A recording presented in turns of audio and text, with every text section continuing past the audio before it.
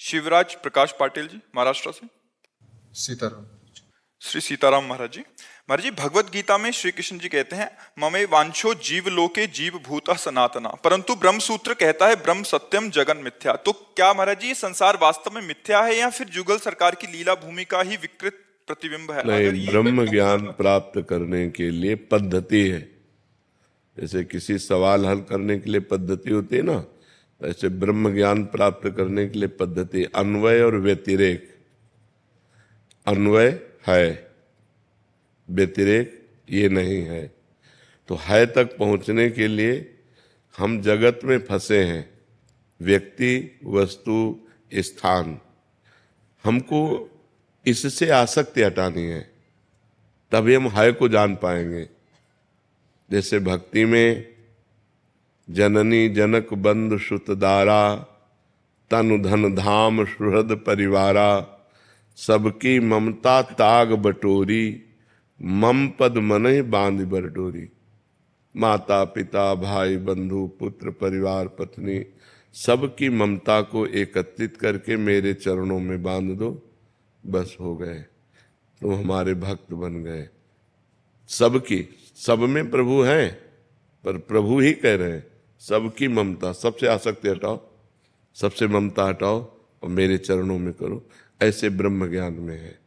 पहला है ब्रह्म सत्यम जगन मिथ्या। ये जो तुम देख रहे हो ये सब मिथ्या है।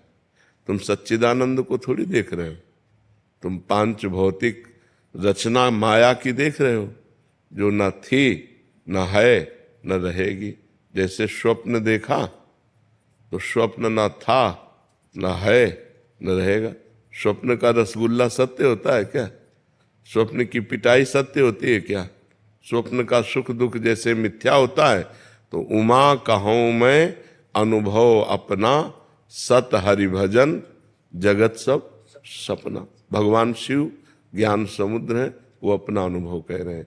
तो जब हम व्यतिरेक पद्धति से चलते हैं, ये नहीं है, ये नहीं है, ये नहीं है, तो जो नहीं है उसमें भी है शब्द है ना, तो जब है में पहुंचते हैं तब वहां से देखते हैं तो सर्वम खलविदम ब्रह्म नेना नास्ति किंचन। सब कुछ ब्रह्म है, ब्रह्म के सिवा कुछ है नहीं। पर ये पहले नहीं, पहले उसका विभाग किया गया, एक मायाकृत प्राकृतिक और एक चिदानंद। तो इसी में चिदानंद विराजमान है। जो भगवान का चिदानंद अंश है वो है, और जो माया प्रकृति है ये जादू है नहीं।